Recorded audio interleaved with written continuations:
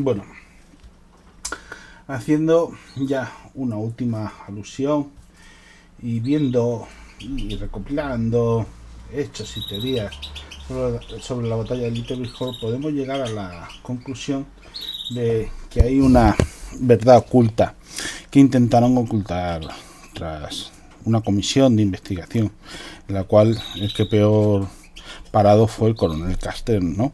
Precisamente el que no se pudo defender, porque todos sus cartuchos precisamente los gastó, ¿no? Intentando defender su vida, ¿no? Hasta el último segundo, en el cual dejó de respirar definitivamente en pleno combate. Muerto además, muerte muy honrosa para un oficial jefe, ¿no? Morir con los suyos en primera línea a manos de sus enemigos, una muerte honrosa. Por tanto, enjuiciar o poner algún tipo de peros en su actuación me parece deleznable y sobre todo cobarde.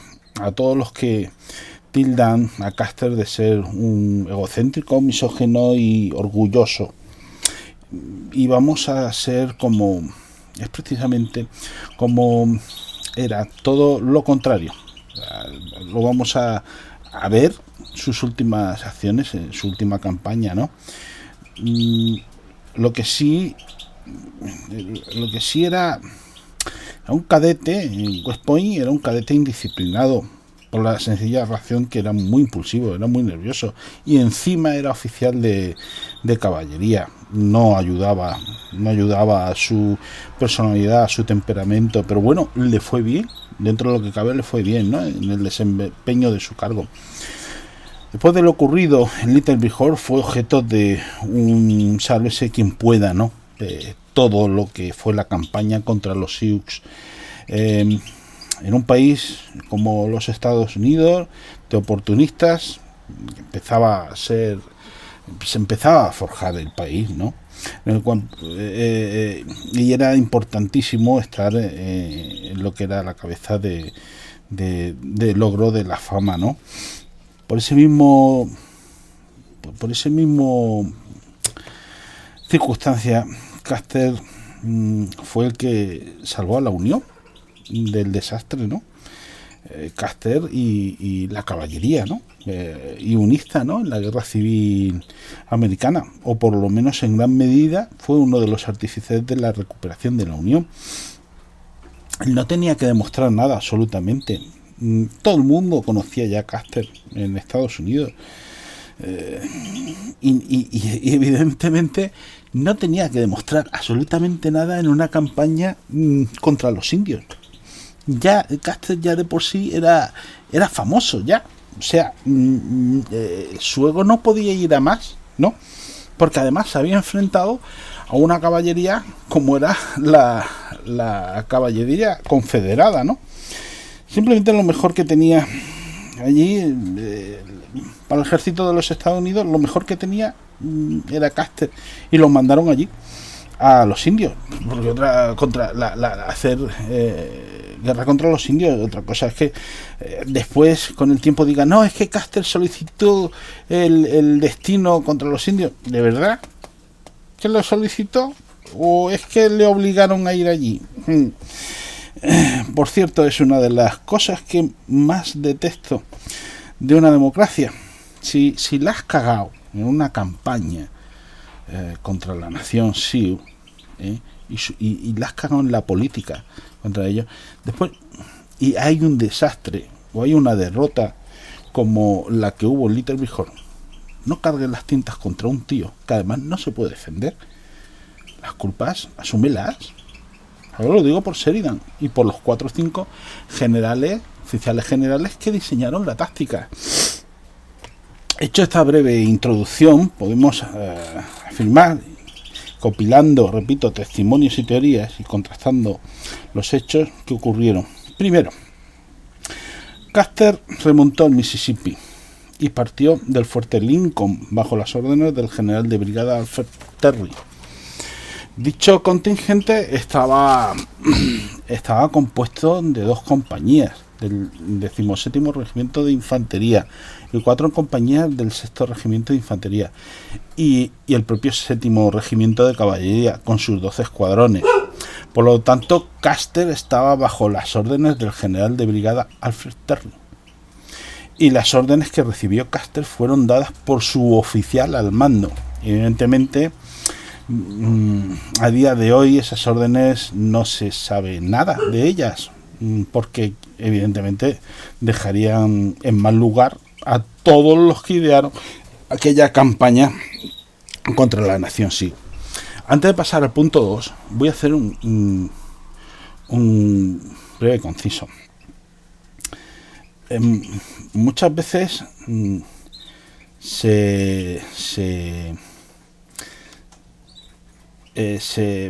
a ver, ¿cómo diría yo? Se refiere a Custer como el general Custer, ¿no?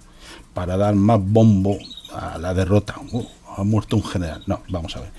Custer era un coronel. O sea, el máximo mandatario en jefe de una unidad, o sea, jefe emplazado en una unidad acuartelada, con sus, hoy en día, ¿no? Con sus vehículos de logística, sus transmisiones, sus compañías de infantería, sus vehículos mecanizados. Si tiene, el máximo mandatario que hay ahí es un coronel, ¿vale? El señor que manda varias unidades, como es un señor y no puede estar en 5 o 6 cuarteles, es un general, ¿vale? Es un general. Custer mandaba el 7º de caballería, era un coronel, ¿eh? En tiempos de la guerra civil mandaba varios regimientos de caballería, o estaban a su disposición varios regimientos de caballería. Por tanto, podría ser un general, o general de brigada, o lo que fuera.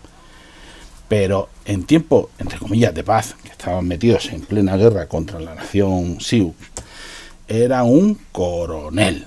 ¿Por qué? Porque mandaba una unidad y estaba a su disposición un cuartel con una serie de escuadrones, una serie de carros con piezas de artillería, de ametralladoras, Gatling, etcétera, etcétera, etcétera.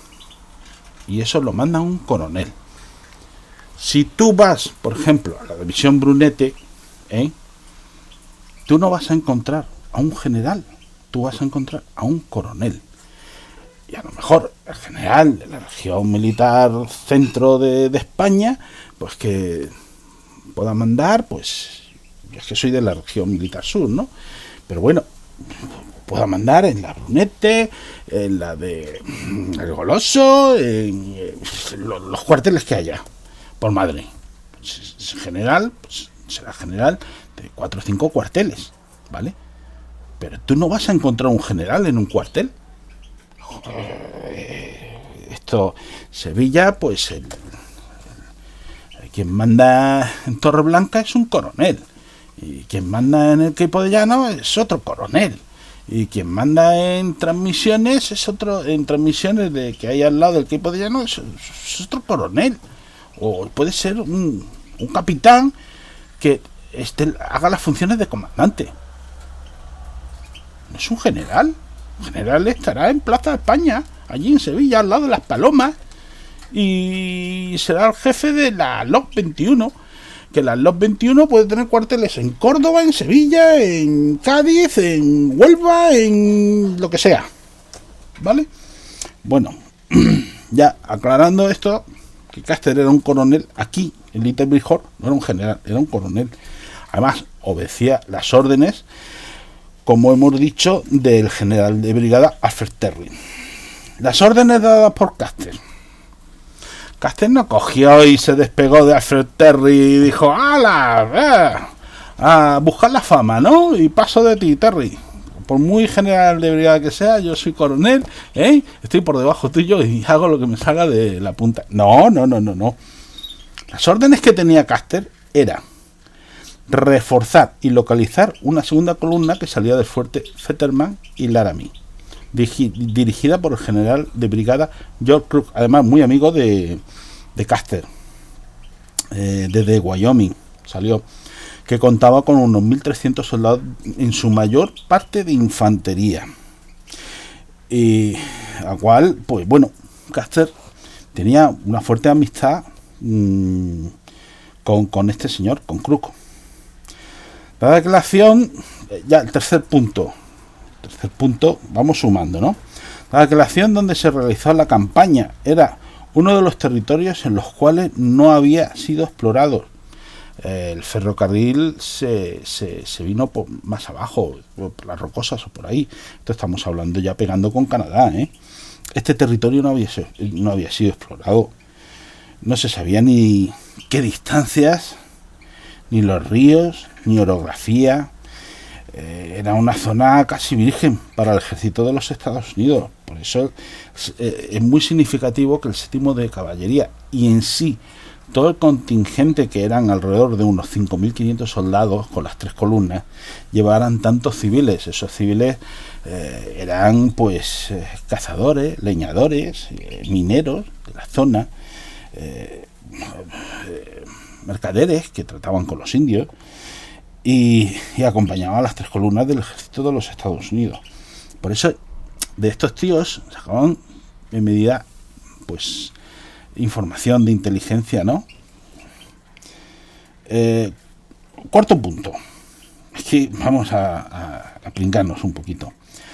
Las famosas deserciones del 7º de caballería.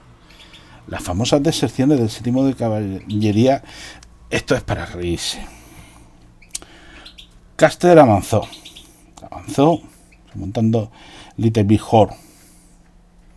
Vamos a poner los puntos sobre las IES. En total, de las famosas deserciones corresponden a los correos que mandó Custer a las columnas, a la que había dejado atrás, a la de Terry, a la de Crook y a la de Gibbon, ¿vale? Mandó el primer día que se quedó solo Custer con el regimiento de caballería, que partió a toda leche por orden de Alfred Terry en busca de Crook, mandó un correo a dar su situación al final de la noche. Al día siguiente mandó otro correo. 6 correos mandó. 3 columnas, 2 correos por cada columna. No llegó ninguno. Se encontraron 6 jinetes del 7º de caballería. Eran deserciones. Pero mira, eran correos que mandaba Custer, porque es que iba ciego. La única información más o menos verosímil que tenía eran de los 40 exploradores que llevaba el 7º de caballería. Pero claro, de los 40 exploradores, pues su concepción no. Si le costaba a los propios oficiales del 7º de caballería entender la maniobra de envolver a los Sioux y la sincronización en un terreno totalmente inhóspito y sin topografiar y totalmente virgen, tanto para los soldados estadounidenses como para estos tíos, porque estos indios eran del norte de México pegando al sur, ¿no? Orleans un poquito, o sea, lo que es el bajo Mississippi, ¿no? Pero bueno, ahí estamos. Pues eso sí, 6 fueron los correos que mandó Custer y 6 fueron las deserciones, por cierto, y precisamente 6 fueron los soldados que se encontraron por la zona y muy retirados a lo que es Little Big Horn. Eran los correos que Custer había mandado y no eran los desertores. El quinto punto.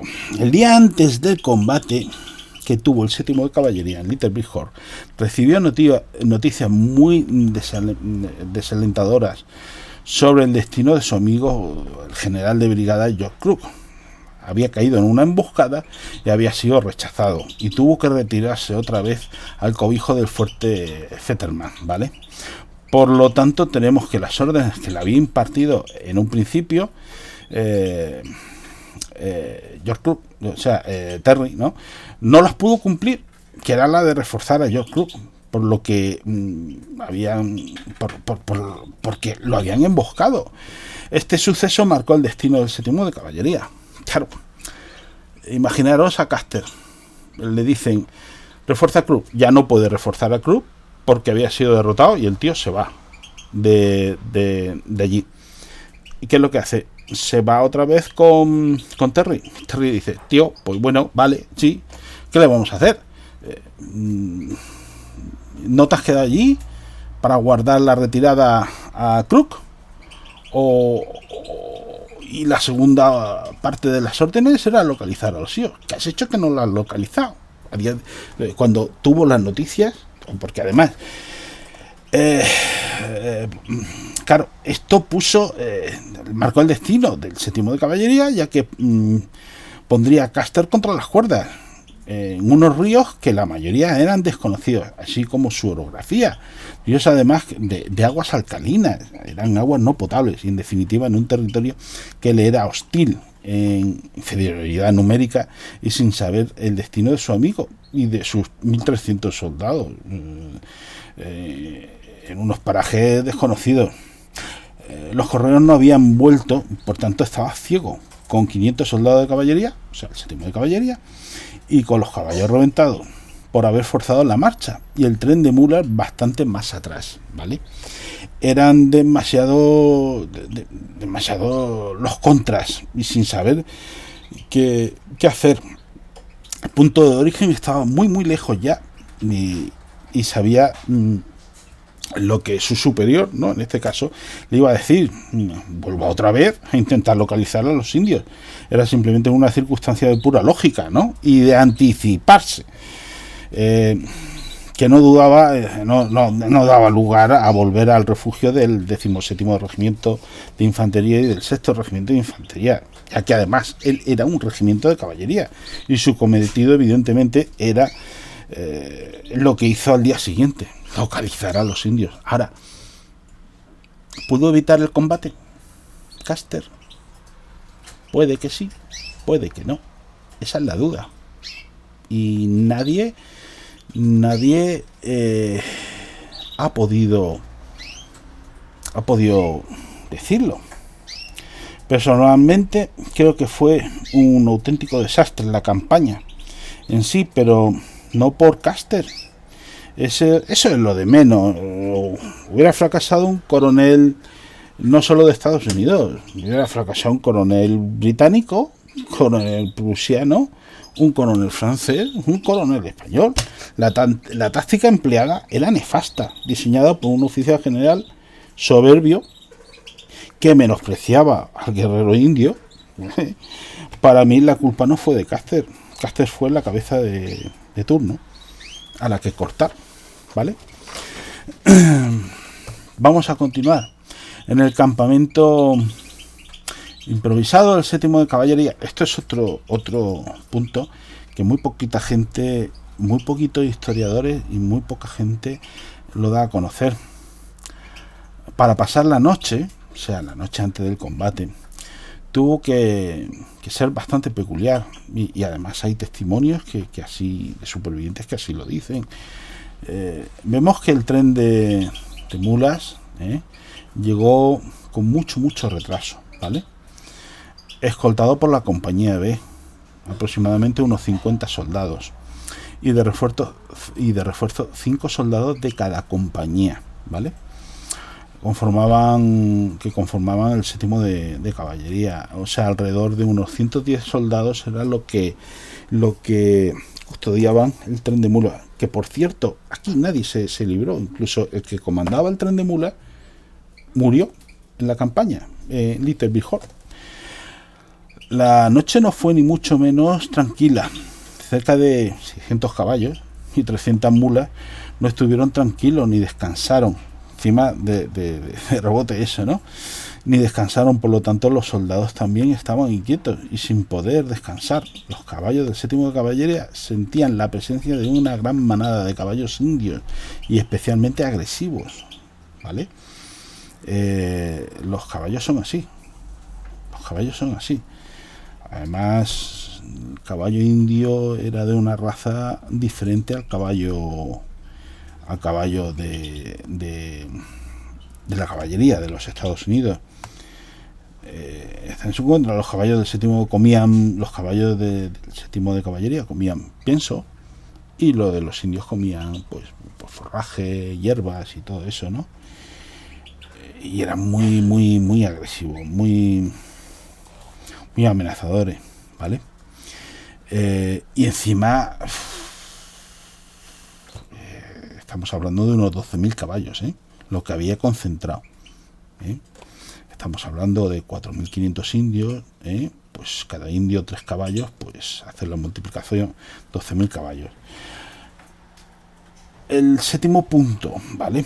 La ubicación, es que la ubicación exacta del campamento indio por la mañana fue curiosa, ya que los indios exploradores le indicaron dónde estaba el megacampamento indio, pero Custer no veía el campamento, simplemente sus ojos y los ojos de sus compañeros no tenían entrenada la vista, ¿no? Era una mancha así, yo no veo nada. Claro, la mancha de los tipis de pieles búfalo, se camuflaban con el terreno, ¿no? Custer confiaba en sus indios exploradores y por tanto diseñó una estrategia un tanto arriesgada. Mandó al capitán Bentín al sur en busca del reporte de George Crook, a ver qué le había pasado a George Crook. Esta fue una medida a la desesperada de Custer, ya que sus 2 correos que mandó a Crook no volvieron, no habían muerto en emboscadas. No pudo realmente, evidentemente, darle una contestación. Estos tíos estaban muertos, pero sus exploradores indios sí, y los exploradores indios que llevó a Custer sí le dieron noticias de que había un gran movimiento de caballería india, ¿vale? En este caso, claro, el caballo loco, ¿no? Que eran previos a la emboscada que le habían hecho estos a George Crook. Había un movimiento, pero claro, la batalla Custer nunca logró divisar dónde había sido el combate de caballo loco con Crook. Estaba mucho más, un pelín más al norte, ¿no? Estaba bastante más al norte, ¿no? Y Custer sospechaba lo peor. O sea, es que yo me pongo en el pellejo de Custer y digo, ostras, vamos al 8º punto. Estamos ahí girando la tuerca más y más. Custer fue descubierto al sureste de Little Big Horn. Por tanto, mandó al comandante Reno a hacer una táctica que él solía hacer, ¿no? Que era el segundo al mando, Reno, atacar por el sur al poblado, cubriendo a Reno el propio río de Little Big Horn a la derecha. Custer fue remontando el río arriba para encontrar el límite norte del campamento, pero no se acababa. Era grande y no se acababa el campamento. Cuando encontró el límite norte, a Reno ya lo habían rechazado y este se retiró atravesando el río y perdió el 40% de sus soldados en el río. Ahí el hombre petó, Reno petó, ¿no? Porque el explorador que llevaba a Reno tenía una gran amistad en él y una bala perdida le reventó los sesos al explorador indio y produciéndole la muerte y además cayó. O sea, toda la canana, toda la guerrera de Reno está llena de los sesos del explorador indio y se queda así un poco bloqueado. Mandó retirada y mandó desmontar 3 veces en el río. O sea, había petado. Reno había petado. Le puede pasar a cualquiera, ¿no?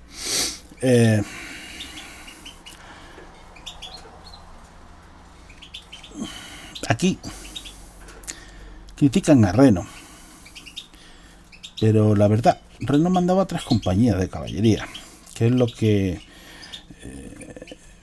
son alrededor unos 150 soldados. No veo ni creo que pudieran hacer frente a 4.500 indios. Bueno, engañar un poquito, Pero es que Custer, con sus 250 indios, por el norte, ¿qué iba a hacer? Aquí dejo la reflexión, ¿no? Y si lo suma, 500 soldados contra 4.500 indios, bueno, en un paraje llano, con el tipo de armamento que tenía el 7º de caballería, de un tiro tenso de más de 800 metros o 750 metros, que eran las carabinas de los soldados de caballería, del 7º de caballería, frente a los Winchester, que sí, que eran rifles de repetición, pero no tenían ese tiro tenso. Pues igual pudo el 7º de caballería haber hecho algo, haber tenido alguna oportunidad esos soldados, pero claro, en un descampado. Pero es que vuelvo a repetir, es que el paraje, el escenario, el enemigo y todo eso no lo había elegido Custer. Estas son circunstancias que se le fue imponiendo a Custer. 9. Punto 9. Cuando Reno fue rechazado y los indios se percataron de la maniobra de Custer al otro lado del río, los indios fueron a la parte norte del poblado. Claro, Toro Sentado, cuando vio a Reno cargar sobre la parte sur del poblado, cogió a todas las mujeres y niños y se fue a la parte norte. Toro Sentado era un jefe espiritual, no era guerrero. Justamente donde Custer se dirigía, estaba yendo Toro Sentado. Entonces Caballo Loco dejó por un momento de hostigar a Reno y fue hacia Custer, ¿no?, a salvar a las mujeres y los niños. Por eso el enfrentamiento de el soldado del 7º de caballería, cuando estaban acostumbrados que cuando los indios se habían rodeado, estos salían corriendo, no miraban para atrás, ¿no?, los indios, porque ya hemos dicho que el poblado de los indios como mucho eran 80 guerreros, 60 guerreros, 70, 80, hacían pequeñas escaramuzas. Lo que pasa es que el soldado de Estados Unidos creía que en un momento dado se iban a rendir los indios, o se iban a retirar, o iban a huir despavoridos. Pero es que habría como 6 o 7 jefes indios, aparte del jefe espiritual Toro Sentado, y le estaban atacando a las mujeres y los niños. Y sí tenía una fuerza, que eran de 4.500 guerreros, para enfrentarse a esos 150 soldados de Reno, y en aquel momento, y a los 250 soldados de Custer. Y lo que hicieron fue acorralar a Custer y exterminarlo. 10. En gran medida, punto 10, vamos ahora. En gran medida el combate de los indios a Custer fue muy violento, ya que en mente estaba la matanza que desarrolló el 7º de caballería los años antes de Río Wichita, estrategia muy parecida que quiso desarrollar aquí en el Little Bighorn. Mientras tanto, el capitán Bentinck, tras un reporte del corneta de Custer, que fue el último soldado que vio a Custer vivo de cerca, ¿vale?, pues fue en auxilio, le pidió auxilio a Bentinck y le dijo que fuera en auxilio primero de Reno, que se reuniera con este para después ir en auxilio. Capitán Bentinck, que se separó a primeras horas de la mañana de Custer, porque así se lo mandó Custer, estaba unas 15 millas, 20 millas de la batalla de Little Bighorn, buscando a Crook. Cuando llegó a Reno Hill, donde estaba el comandante Reno, los caballos del capitán Bentinck estaban literalmente reventados, no podían hacer ni una milla más. Se supone aproximadamente que Custer hizo con el 7º de caballería en el primer día unas 25 millas, el segundo día unas 20 millas, 25 millas también, más las del capitán Bentinck 15 por la mañana y 15 cuando recibió el reporte, 30 millas. Son alrededor de entre 120 y 140 kilómetros entre días. Los caballos del 7º de caballería estaban reventados y llegaron al campo de batalla reventados, ¿vale? Eso es otro apunte que hay que tener en cuenta. Las conclusiones finales a las que uno puede llegar son las siguientes. Custer sufrió una derrota de tal calibre, y siendo más justo decir que Custer, claro, es el primero que perdió, fue el que perdió su vida, ¿no? Pero quien sufrió la derrota fue el ejército de los Estados Unidos, fue el contingente de 5.500 soldados que iban en las tres columnas. Primero derrotaron a Crook y después a Custer.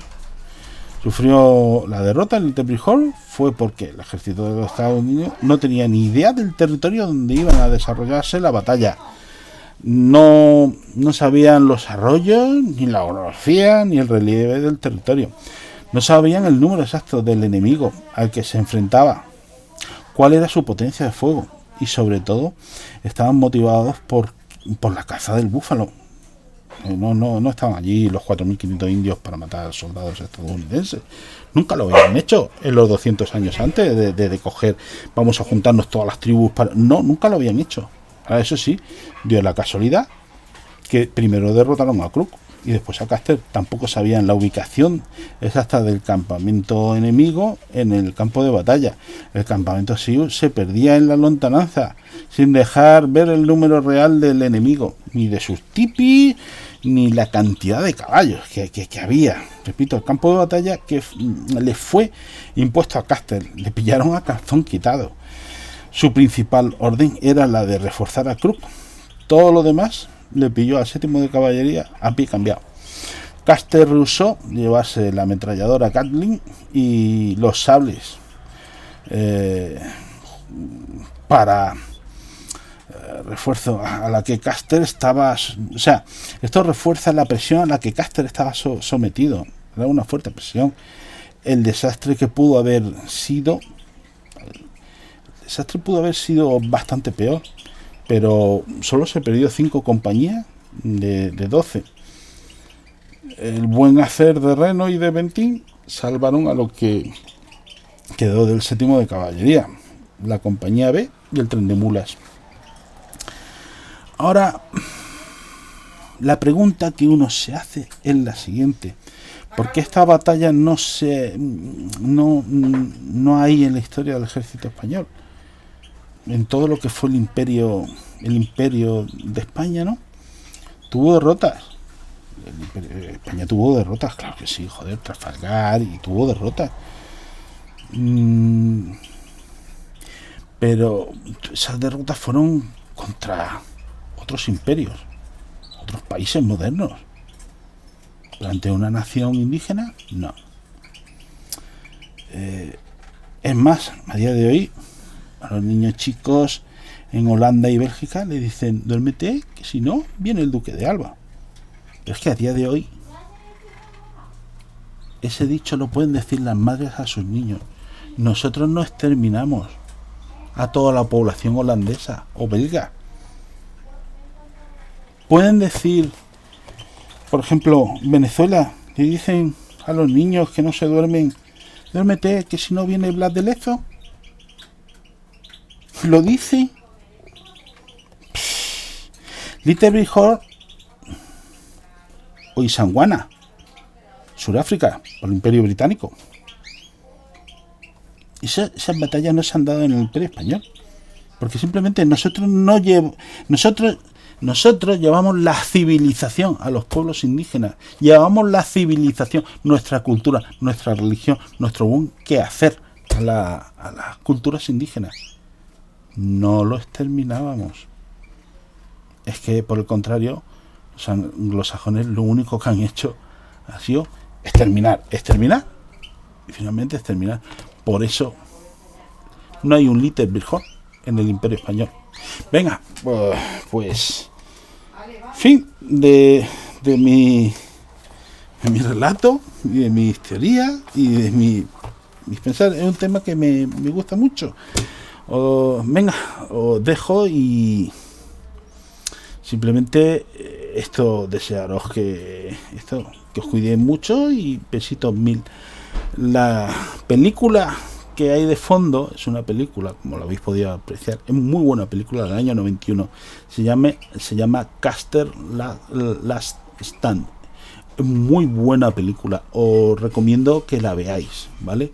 Venga, pues aquí es cuando se cargan a Caballo Loco, ¿no? Que se rinde. Toro Sentado se fue a Canadá, pero Caballo Loco se rinde y lo matan, ¿no? No le